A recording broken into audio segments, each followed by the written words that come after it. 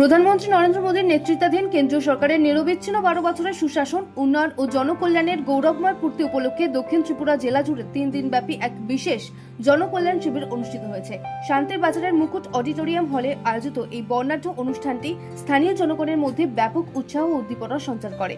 16 June সকাল 11টায় প্রদীপ প্রজ্বলনের মাধ্যমে এই শিবিরের শুভ উদ্বোধন করেন দক্ষিণ ত্রিপুরা জেলার সভাধিপতি দীপক দত্ত।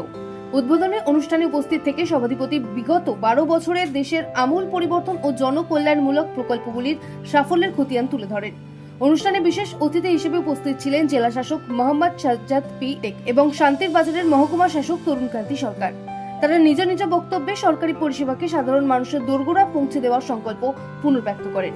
সমাজের সবচেয়ে পিছিয়ে পড়া যে ব্যক্তিটা, ওই ব্যক্তিটার উন্নয়ন করা, এই লক্ষ্যে বিগত 12 বছর ভারতবর্ষের মাননীয় প্রধানমন্ত্রী সমাজের সব স্তরের লোকের জন্য কাজ করে গেছেন।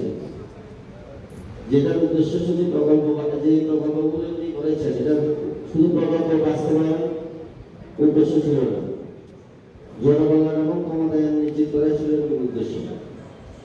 দৃষ্টিভঙ্গি কি ছিল? আমরা যেটা বলি সবকা সাথ, সবকা বিকাশ, সবকা বিশ্বাস এবং সবকা প্রয়াস। সমাজের প্রতিটি স্তরকে উন্নয়নের মূলস্রোতে নিয়ে আসার জন্য উনি কাজ করে গেছেন। শিবির প্রাঙ্গণে বিভিন্ন সরকারি দপ্তরের পক্ষ থেকে একাধিক স্টল খোলা হয়েছিল, যা সাধারণ মানুষের বিশেষ আকর্ষণের কেন্দ্রবিন্দুতে পরিণত হয়। বিশেষভাবে সক্ষম ব্যক্তিদের নাম নথিভুক্তকরণ ও তৎক্ষণাৎ সুবিধা প্রদান ছিল এই শিবিরের অন্যতম উল্লেখযোগ্য দিক।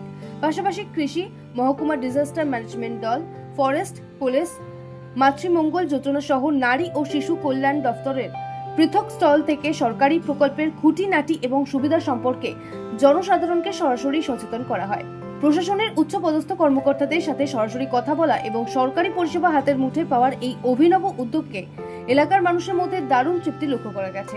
প্রান্তিক মানুষের স্বার্থে নেওয়া এই উদ্যোগ সফল করার জন্য প্রশাসনের তরফে সর্বস্তরের মানুষকে ধন্যবাদ জ্ঞাপন করে। ত্রিপুরা থেকে দেবাশিস বোসের রিপোর্ট, সিএন ত্রিপুরা।